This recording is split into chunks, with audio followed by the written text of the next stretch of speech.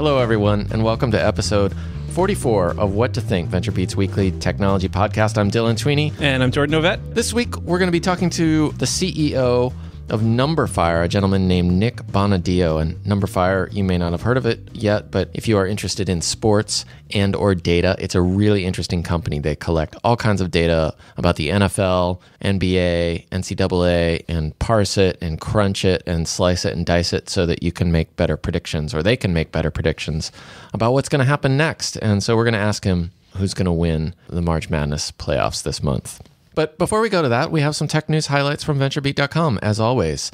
Let's start with a headline that I actually thought was pretty interesting. A Spotify executive was speaking at VentureBeat's Mobile Summit, an invite-only meeting of a bunch of mobile tech executives that we had last week. This gentleman pointed out that Spotify actually collects a whole lot of data about what you're listening to, but also where you are, your location, what kind of device you're using, things like that.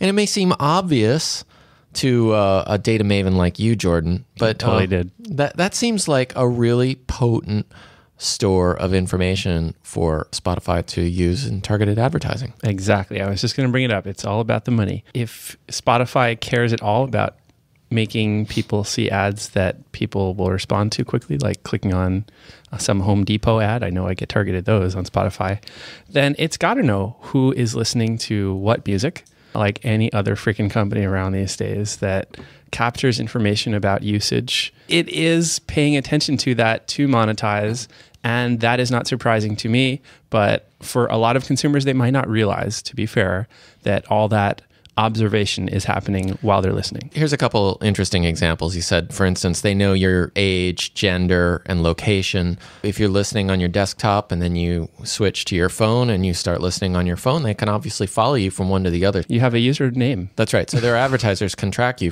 And he had a really interesting example. He said people on Spotify have created more than 400,000 barbecue-themed playlists. That was interesting. So if you're listening to a playlist called BBQ Tunes, Spotify has a pretty good idea of what you're doing at that moment or what you're thinking about. Sure does. I bet. I'm hungry. I just hope their targeting is better than Pandora's, because every time I listen to Pandora lately, the first thing that pops up is an ad featuring single men in their 50s. These are handsome, like really good-looking salt and pepper hair kind of guys. So it must be my musical taste. I think Pandora is convinced I'm a middle-aged single woman. Well, maybe what you can do is give them information. For the record, I am not a middle-aged single woman. Okay. You got that, Pandora? Okay. Make a note of it. Let's talk about advertising in another aspect. Google now automatically converts Flash ads to HTML5, as our writer Emil Protolinsky wrote. This is actually kind of interesting because I hate Adobe Flash. Why do you hate it? It's a browser plugin that consumes lots of resources. I mean, obviously, it's included in many browsers by default now. Mm-hmm. It's resource intensive. It seems to need to be updated frequently. Yep. It's got all these security vulnerabilities. And you can do anything in web standards now that you used to be able to do in Flash. The code is much more flexible, much more extensible, much more transparent. So I want Flash to die. And I think if Google's offering to automatically convert some ads, not all of them yet, but many of them, that's one more nail in Flash's coffin. What does that say about Adobe? Well, they better get with the program. Start selling more Photoshop. I don't know. In the cloud. Adobe's obviously aware of this transition, but there's such a huge installed base of Flash and tools for making Flash, right? So that it's not going to go away overnight. They're not going to do anything to encourage its demise. Maybe Adobe will buy Google. Jordan, I don't know what you ate for lunch, but you're making no sense at all. I need some barbecue. Okay, first of all, VentureBeat is an ad-supported business, so Sure. Feel free to throw this back in my face, listeners, but when a Flash-based ad on VentureBeat.com annoys you, but I find Flash-based ads to be the most annoying, and they're resource hogs. Like if my browser is crashing or locking up, there's a good chance that Flash is causing it, and there's a good chance that it was caused by an ad on some page somewhere. So this is good news to you. It sounds like you're pretty excited about this. I think so. Until Couldn't come HTML5 ads start crashing my browser. Anyway. So let's keep talking about Google, because Paul Sowers did an interesting story about Google Apps. Why don't you kick this one off, Jordan?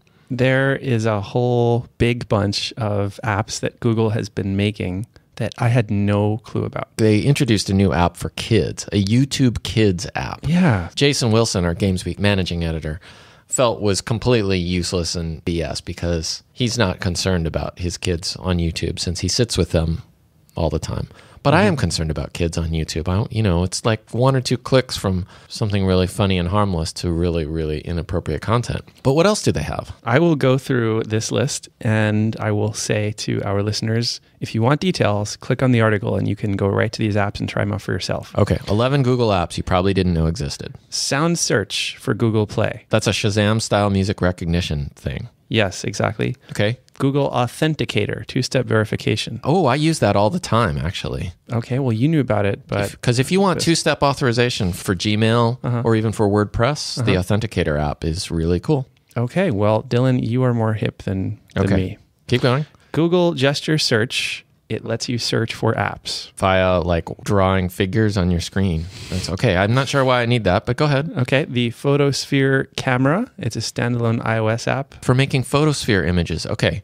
I'm skeptical about that because so far I have an Android phone and its interface for creating panoramas, it's nowhere near as good as the iOS interface for creating panoramas. So I can't believe that Photospheres would be any better, but okay, I'll try it out. The point is it's there. Okay.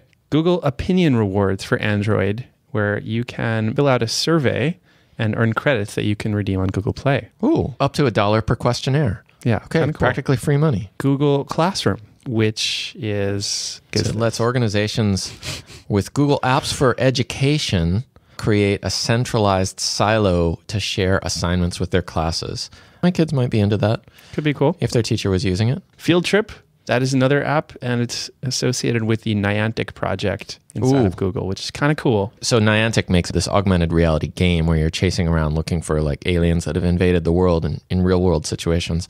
But Field Trip is about finding cool real things in the real world. Yes. Thank you for clarifying that, Dylan. Intersection Explorer is another app, and we don't know if Google actually still supports this officially, but it verbalizes the layouts of streets and intersections, and you can drag your finger around the map.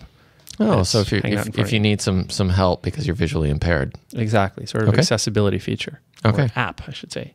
Ingress, another Niantic thing. Oh, that's the game I mentioned earlier when you first mentioned Niantic. Yes, that's the big game. Okay. Exactly. Big web quiz for Chromecast. You can figure out what that is. Chromecast. So if you want to like play a trivia game with your friends or your family on the TV, great. Yes. I have never heard of that. How come I've never heard about the big web quiz for Chromecast? Dylan, Jordan? This is the name of the headline. 11 Google apps you probably didn't know existed. You knew about what, 2? 2 of those. Authenticator I use constantly, but the others, yeah, barely. I was really impressed with a lot of these, and I think they're not very well known. Google does so many things, and some things are more prominent than others, but these are like the long tail of Google apps that 1 or 2 people inside of Google are maintaining. Or maybe none. We don't know. Google has a way of creating and then abandoning things after a while and killing them off with extreme prejudice. So check out these apps, play with them while you can, and hopefully Google will keep them alive. For all this and more tech news, you can go to VentureBeat.com and get your update of all the cool stuff. Before we go talk to our guest from NumberFire, it's time for a little sponsor message. The What to Think podcast is brought to you from the San Francisco headquarters of our host and sponsor, which is New Relic. New Relic helps customers make sense of billions of data points about millions of applications in real time. More than 250,000 people are using New Relic to analyze more than 690 billion data points per day. New Relic provides powerful insight into your overall environment, from the web to native mobile apps and more. And you can learn more at newrelic.com. And now we're going to welcome our guest, Nik Bonaddio. He's the CEO and founder of NumberFire. And we'll talk a little bit about what that is, but his background has got all kinds of experience in the startup industry. He was a creative director for several profitable and funded companies, including SpongeCell and WorkMarket.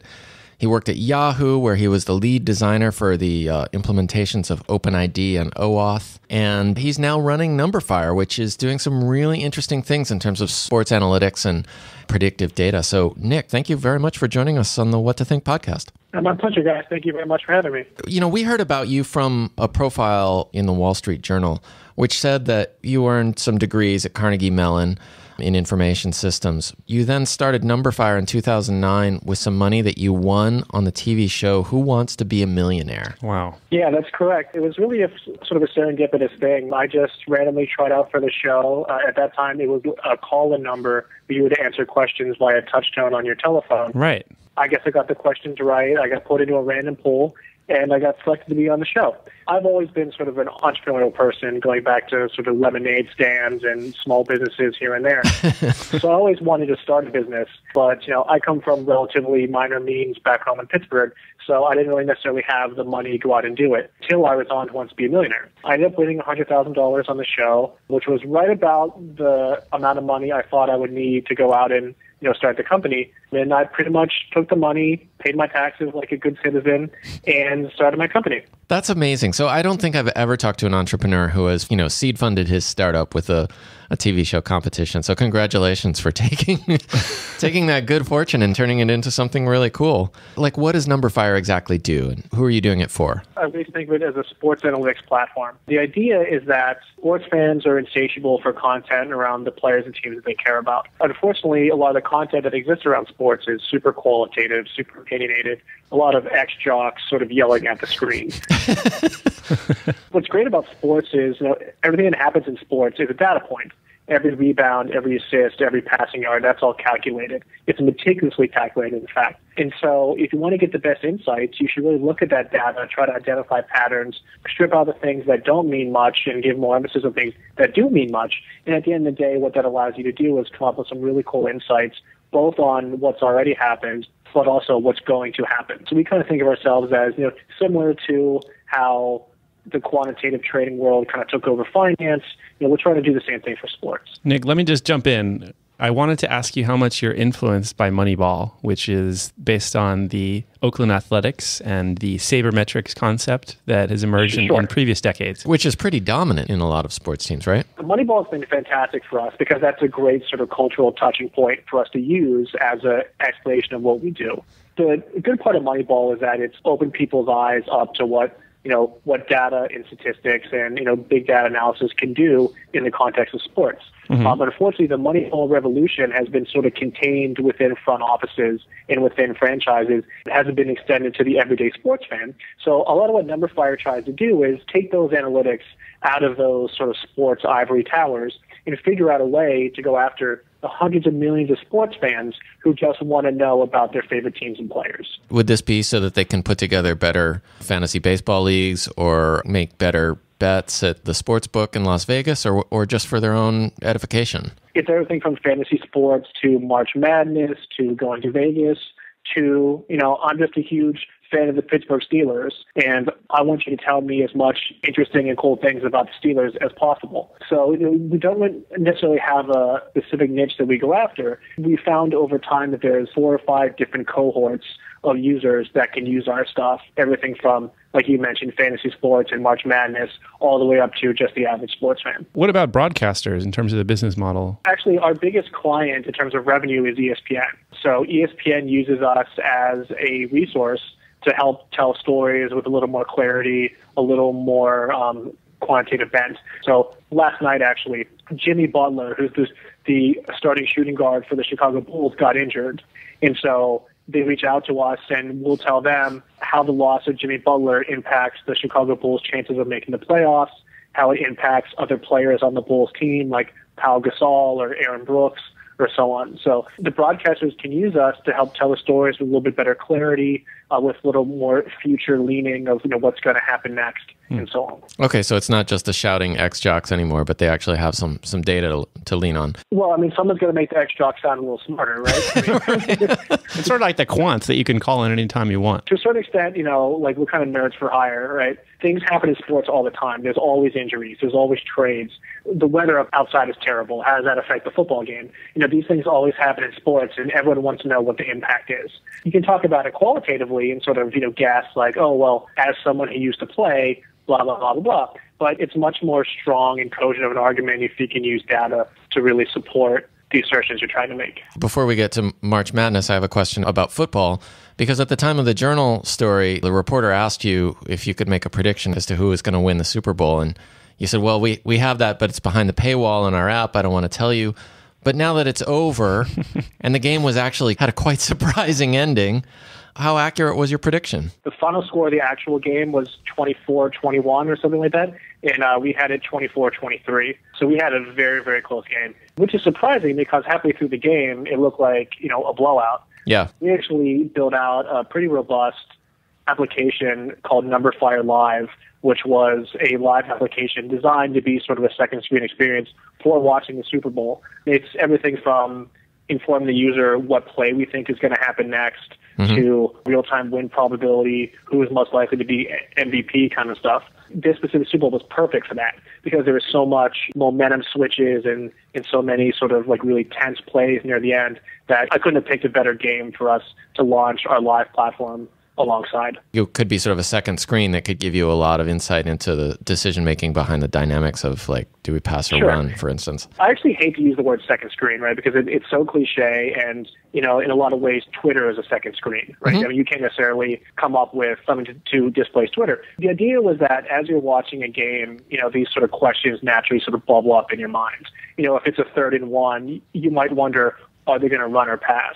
Or during the game, you might be wondering, how likely is it for my team to come back from where they're at right now to win the game, or things like that. And so we wanted to come up with some sort of really visual, fun, real-time way of answering those questions, and we decided to launch it alongside the Super Bowl, which is obviously the highest amount of consumer interest around sports. Well, there is also this thing that EA Sports does, I guess, for something like more than a decade. Madden to predict Super Bowls. Sure. There's also Microsoft, which is using Bing and trying to predict things, and Google can make predictions. How accurate is EA's Madden prediction? Yeah. How does that compare? EA actually was really close this year. I don't want to necessarily be super negative about EA, but I mean, that's sort of a needle in a haystack kind of thing sometimes. There's different methodologies for predicting things.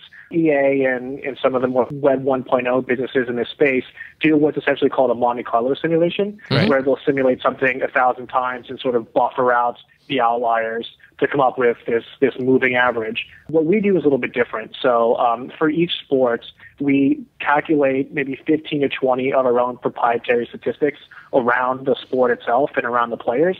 We don't use things like yards or touchdowns as our core statistics. We literally invent our own.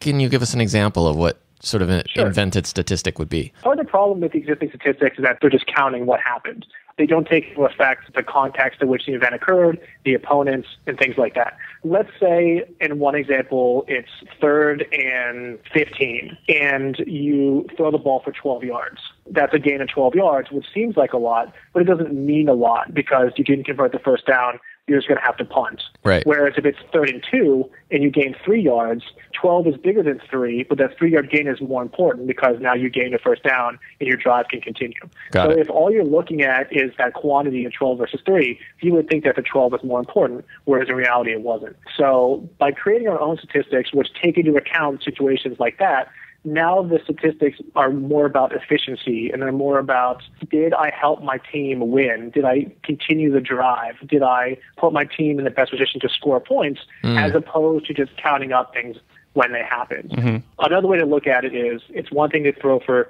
300 passing yards against a weak defense like the Cleveland Browns, but it means a lot more to do it against the Seahawks, for example. And so you have to take into account things like opponent and context and so on. So what we're literally creating are our own efficiency statistics, and what it ends up doing is it gives you a much more clear picture of how teams and players are performing relative to others. Nik, I just want to jump in and ask you to back the F up 1 second.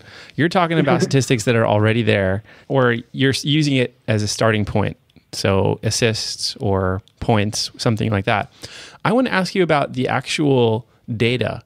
I want to ask you if you imagine that over time you'll grow beyond the small startup that you are and actually deploy some kinds of systems that would be really impressive that might use sensors, like a wearable device. Or sensors in the balls or something like that, right? Right. Yeah. What goes beyond what you're doing now that would get into the actual data collection that is really interesting? Sure. Yeah, so right now, I mean, we get our data straight from the leagues themselves, so it's mostly like the live and post-game data. The next frontier is certainly getting to the wearables, the sport view cameras, which are super high definition, high fidelity. So that's the next frontier. Do you actually want to do that, or is that totally not your goal? Those technologies are outpacing the ability to do stuff with them effectively. So SportView, for example, if you wanted to get a data dump of all the information you could get off SportView cameras for an NBA game, I mean, you're getting terabytes of information, like so much information, because it's calculating the placement of players and the ball in an XYZ space 60 times a minute. It's giving you all this information, and to do something with that effectively, I don't care how many Amazon servers you have or how many Hadoop businesses you have set up.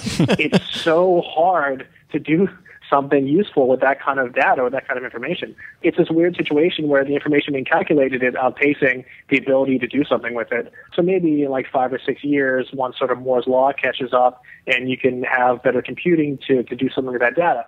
The next frontier is certainly along the lines of wearables on the equipment and getting into sleep tracking and health tracking, things like that. There just isn't really the infrastructure or computing power to be able to do effective things with them right now. Especially in real time, which is your focus, right? Yeah, I mean, I can't even imagine what kind of memory and CPU power you'd have to be able to do something like that in real time. It would be Deep Blue, IBM Watson kind of stuff to do that. Right. I hear IBM is willing to rent out Watson for any purpose you might want to use it for, though. Yeah, so have you looked into Watson? I mean, their offices are like 20 blocks from our offices, so maybe I just go walk down there and, cut them back and see what happens. So how much data is NumberFire like sitting on top of, or how much do you collect? Can you give us a sense in terms of quantity? Depends on the sport. I mean, some sports are easier for us to model, so therefore we don't require as much data. Baseball is an easier sport, for example, than football is, simply because baseball has two actors for the most part, a pitcher and a batter, whereas football has 22 people on the field at any given time, and they're all sort of interacting with each other. And so there's an exponential difference between 2 and 22. At any given time, in our database, you're looking at somewhere between 100 million to a billion different data points. What comes into us is literally just the box scores and the play-by-play information. So we don't really ingest that rich of a data set. The secret sauce of what we do is really within our systems of, what we do with the data once we get it. Adding those kind of synthetic measurements like... Yeah. While we don't necessarily get a ton of data, that data has to be supremely accurate, because we have to know that J. Jones means Julio Jones and not James Jones or Jacoby Jones. So we don't need to necessarily ingest a ton of information. I actually sort of resist the term big data, because to me, big data is massive data sets like sentiment analysis on Twitter. Right. So while what we do is algorithmically similar to that sort of stuff, using machine learning and data collection and so on, we don't necessarily have the scale that I would consider to be big data. You're not talking about terabytes or petabytes of data, right? But okay. You still can do machine learning on even small amounts of data. Yes, that's why when someone says we're a big data company, like in terms of what we do from a infrastructure perspective and from an algorithmic perspective, yes, it's very, very similar. It's just a matter of the scale of data we ingest probably isn't in the same league. Let's talk about March Madness. Who's going to win the championship this year? Kentucky is by and large, such a dominant team. They're a college team with 5 guys who could play for the NBA right now. Yeah. It's almost laughable how good they are. When you're getting into predictions of as far as what's going to happen, you're talking about a sample size of 1. On any given game, something can happen. So, it's never as cut and dry as the best team wins. But I can certainly say that Kentucky is one of the best college teams we've seen in quite a while. And just from an advanced metrics perspective, they're far and away better than the number 2 team, which I believe is probably Virginia or Arizona, which my coworker just chimes in the background. I'm looking at a post on your site, a blog post on your site, which is saying that the dirty little secret of March Madness is that there's actually no madness. It's quite predictable. Yeah, it's one of those things where, there's sort of this, I don't know if it's a recency bias or something like that, but people always tend to remember the times in which teams were upset versus the predictability. No one remembers when Duke beats Carnegie Mellon. Right. But everyone's going to remember the time which MIT beat UCLA. Right, like right. So that sort of upset bias leads people to think that March Madness is this really cool event where anything can happen, but by and large, it mostly doesn't. I want to know, are these top college teams using data analysis themselves to improve their games? I don't know for sure. I would suspect so. All these schools have statistics programs, I'm sure. So they can figure it out. Yeah, you may as well use the top grad student out of your CS program and the top grad student in your stats program to help you guys out. Well, but why would they do that? They could hire you, right? Do any teams use your technologies? Yeah, they do. I can't necessarily name specific names for various confidentiality reasons. We actually didn't really go down as a business down the team path all that much, simply because there's a really long sales cycle there. And there's also the very real threat of exclusivity. So we had a meeting once with a pretty prominent GM in baseball, and the meeting went well, and we explained what we do and so on, and he was super interested. But he also said that if we did do a deal with his team, we could work with no other major league franchises. It's one of those things where it really artificially narrows down the market, and the sales cycle was so long that it just didn't make sense for us to go after this smaller market, when on the other side, on the consumer side, you're talking about hundreds of millions of sports fans who are just starved for content, especially visual and quantitative content. Given the power of your data analysis, do you foresee moving into any new fields in the future? I mean, I'm thinking like Nate Silver started out doing sports predictions, right? Now he's this go-to crack political analyst. We actually do every now and then get requests for different things. We actually got reached out to about a week ago by a small independent movie studio asking if we can help them sort of figure out and estimate what potential future grosses for movies would be, which is pretty interesting.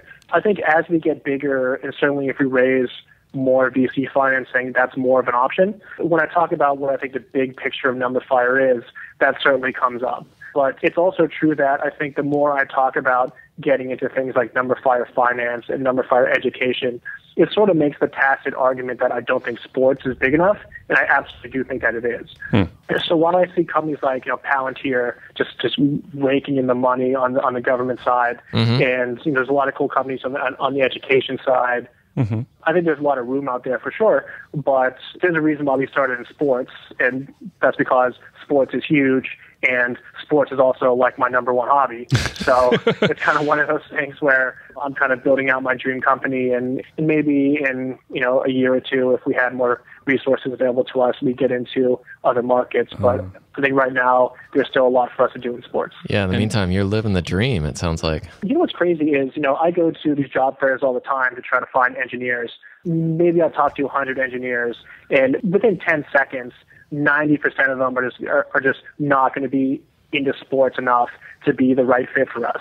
But there's always going to be one or two guys out of that 100 for which this is like the dream job in paradise, and they'll turn down Google, they'll turn down Amazon, they'll turn down any job in the world to come work for us because this is exactly what they've always wanted to do. Wow. Let me just ask you, Nik, how many customers are there, including the broadcasters, and how much does it cost to actually get access to the resources that you all are bringing? I don't have a specific number as far as the number we work with. I thought you do these calculations. I thought you could figure that one out.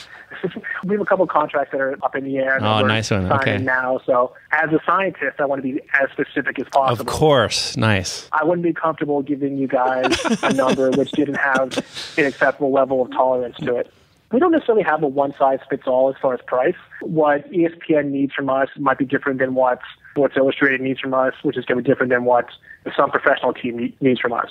So we don't really operate on sort of as a one-size-fits-all model. It really kind of depends on how much sort of custom work we have to do. Some companies we work with are at a very low marginal cost, which is just a data licensing kind of deal. Other ones are a little more custom, where we're building them out custom solutions or a custom view of the data and so on. So it's not really one size fits all. And then, Nik, what if I come to you and I say, hey, Guy, I'm a really big New York Met fan. I want you to give me all the calculations that you can make about the chances my Mets are going to go back to the World Series. How much do I have to pay you? That essentially is going to be free. Great. What I've talked about so far is mostly our business-to-business enterprise arm. So on the consumer side, which is NumberFire.com, it operates on a freemium model where some information is behind a paywall. So the way we think about it is anytime you're using our stuff to make money for yourself, like you're betting or you're playing fantasy sports or you're playing March Madness, something like that, anything where you're using our stuff to make money, that's behind a paywall because we want a cut of you making that money. But if it's just a function of just you wanting to learn more about your teams and reading our content and looking at our numbers, all that stuff is free. Got it. Do you charge consumers or individuals, like $20 to $40 a month or something like that, right? Correct. Yeah. So there's different subscription tiers depending on what kind of information you want. But yeah, I mean, it's only in instances in which you are using it for monetary gain of your own. Well, that seems fair. Well, we are just about out of time. In fact, we've gone a little over our usual amount of time with a guest. It's been actually a really interesting discussion with you, Nik. Thank you very much for joining us. My pleasure. And I always tend to go a bit loquacious with the way I describe things. So. Yeah, no, it's totally awesome. So Nik Bonaddio from NumberFire, NumberFire.com. You can check it out. They've got all kinds of stats. And thank you, listeners, for joining us for What to Think, VentureBeat's Technology News podcast. As always, you can find us online at VentureBeat.com. You can subscribe to us on iTunes or Stitcher. Just search for What to Think there. And we'll see you online. Until next week, I'm Dylan Tweeney. And I'm Jordan Ovett. Catch you later. Bye.